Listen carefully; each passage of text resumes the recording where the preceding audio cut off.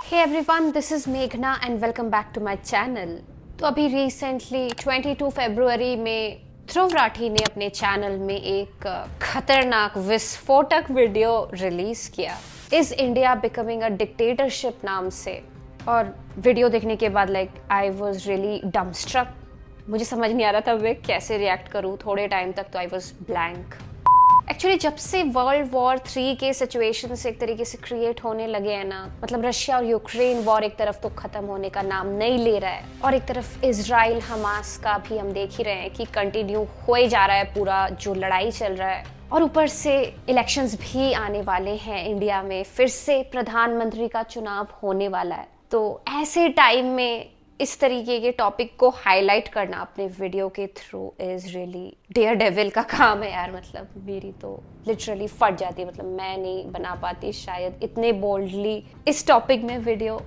कुछ बातें हैं जो मुझे ठीक नहीं लगी इस पूरे टॉपिक को जिस तरीके से उन्होंने हाईलाइट किया, और कुछ बातें हैं जो मुझे ठीक लगी और कुछ बातें हैं जो मैं अपने तरफ से भी ऐड करना चाहती हूँ। तो so let's start my reaction in all of it. Is India becoming a dictatorship?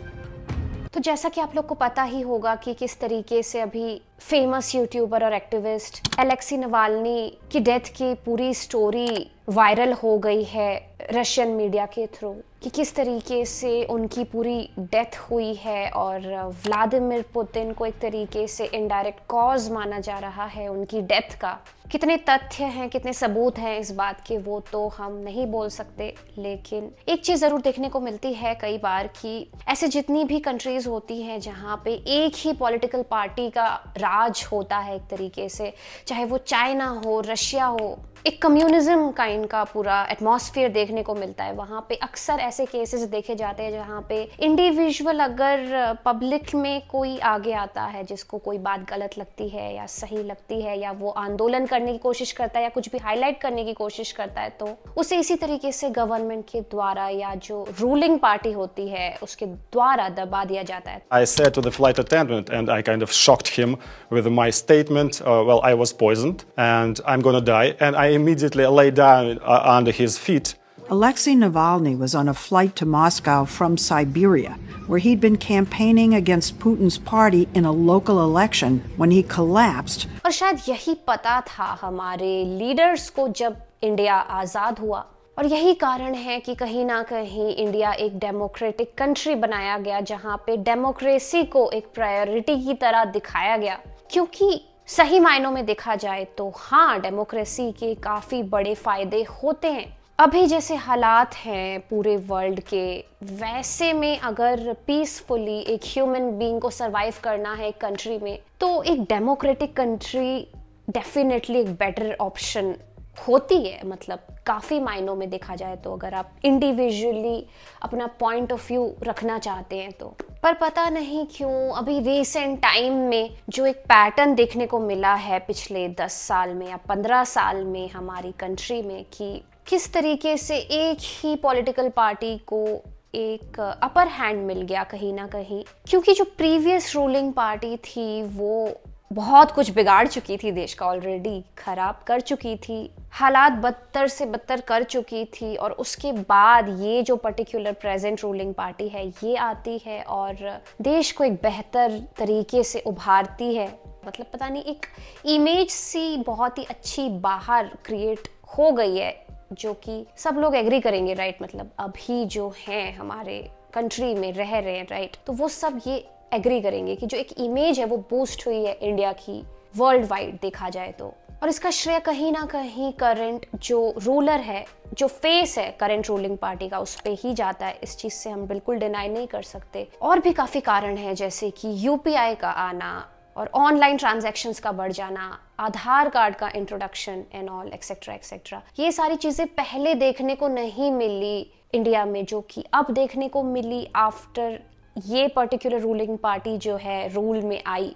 तो यही बहुत सारे कारण हैं जिस वजह से कहीं ना कहीं एक फैंडम देखने को मिलता है अभी प्रेजेंट गवर्नमेंट का सारे लोगों के ऊपर जो भी इंडिया में रह रहा है। और इस बात से कोई भी डिनाई नहीं कर सकता कि हाँ ये चीज़ हुई है, ये फैक्ट है, ये देखने को मिला है जो कि जो प्रीवियस रूलिंग पार्टी थी, गवर्नमेंट थी, वो नहीं कर पाई। लेकिन हाँ अंधे तरीके से भी नहीं देखना चाहिए, ऐसा मुझे लगता है कि हाँ अभी जस्ट बिकॉज इस तरीके की हवाएं चल रही है कि एक फैंडम क्रिएट हो गया है, तो हमेशा ये हीरो जो है वो हमेशा अच्छे ही तरीके से फैंडम को मेंटेन करके रखेगा, ये भी मान लेना सही नहीं है। तो I can understand why Dhruv Rathee made that video कि हाँ उन्होंने जो पूरा एग्रेशन निकाला है। मीडिया से ऑपोजिशन की आवाज को पूरी तरीके से खत्म कर देना, एमएलएस की हॉर्स ट्रेडिंग, इलेक्टेड सरकारों से पावर छीन लेना नए कानून बनाकर, इन्वेस्टिगेटिव एजेंसीज का वेपनाइजेशन, ईडी सीबीआई का प्रेशर बनाकर ऑपोजिशन पॉलिटिशियंस को जेल भेज देना, स्टेट गवर्नमेंट्स की वर्किंग में इंटरफेयर करना गवर्नर्स का इस्तेमाल करके, स्टेट गवर्नमेंट से फंड्स को ही विदहोल्ड कर लेना, जनता से प्रोटेस्ट करने का अधिकार ही छीन लेना और अगर कोई प्रोटेस्ट करे तो उनका टीयर गैस और रबर बुलेट से स्वागत करना, इलेक्टोरल बॉन्ड्स का इस्तेमाल करना अपनी सारी फंडिंग छुपाने के लिए और अगर कोई ऑपोजिशन का कैंडिडेट इलेक्शन जीत भी जाए तो सीधा सीधा इलेक्शन फ्रॉड करके खुद को जिता लेना। मैं प्रधानमंत्री मोदी से कहना चाहूंगा थोड़ी मर्यादा रखिए। तो जो पॉइंट्स उन्होंने रखे हैं वो ठीक है, सही है, और जो फैक्ट्स उन्होंने सारे प्रेजेंट किए हैं वो भी सही हैं, आई एग्री।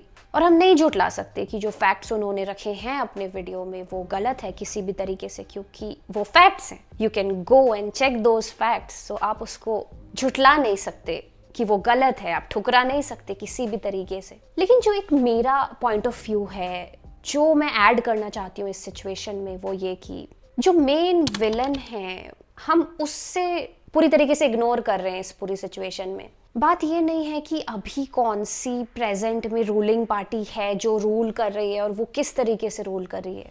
आई अंडरस्टैंड कि एक गुस्सा आता है जो कि ध्रुव राठी के थ्रू एक पूरी जनता का एक्सप्रेस हुआ है, जो कि ये पॉइंट ऑफ व्यू रखती है कि हाँ बीजेपी का एक अंधा फैंडम क्रिएट होता जा रहा है जो कि एक इमेज शो कर रहा है कि डेमोक्रेसी कहीं ना कहीं लूज हो रही है हमारी कंट्री में, राइट।